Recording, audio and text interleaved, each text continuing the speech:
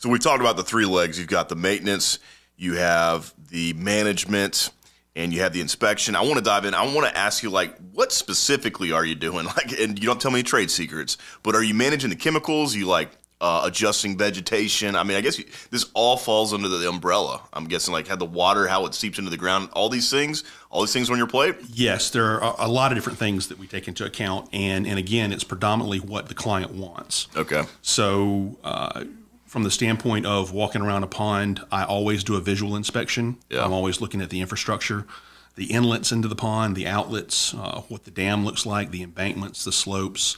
I look at the vegetation, what's going on. Do we have new vegetative growth that's in the pond, around the pond? Does that need to be managed? What does the water look like? What's the water quality? Is it clear? Is it the appropriate green color that we want it for a nice algae bloom, or is it more of like an electric green color that's a cyanobacteria bloom that we don't want? Okay. It typically happens in the late fall. So it's all of those things. Basically, it's a combination. So I'm always looking at a variety of things. Very cool. You are the expert. There's no doubt. And you have really put together an awesome business. Not many people can, can go out there as the expert in this industry.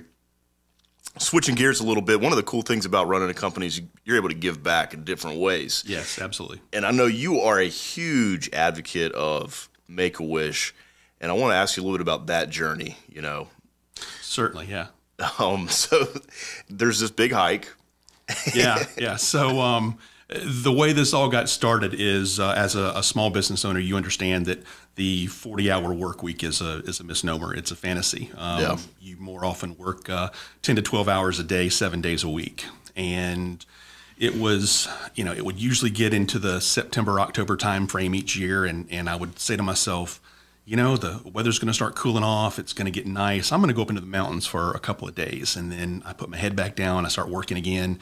And I look up and it's December, right? And I go, I'm like, where'd my time go? Yeah. And I miss it every year. So after about 3 or 4 years, I was looking for something to help me achieve that. And I'm going to be really honest with you. When I first started this Make-A-Wish journey, I was selfish. I wasn't doing it to, I was wanting to give back and help a little bit, but really it was about me.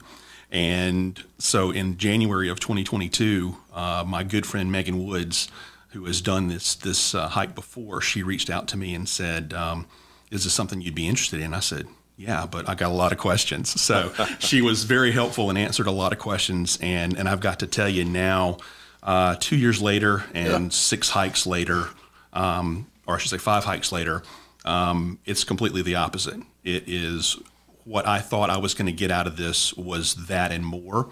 But that pales into comparison with the community and the experience that I have. And once you see a wish being granted to a child, a critically ill child, and their family, it really changes you.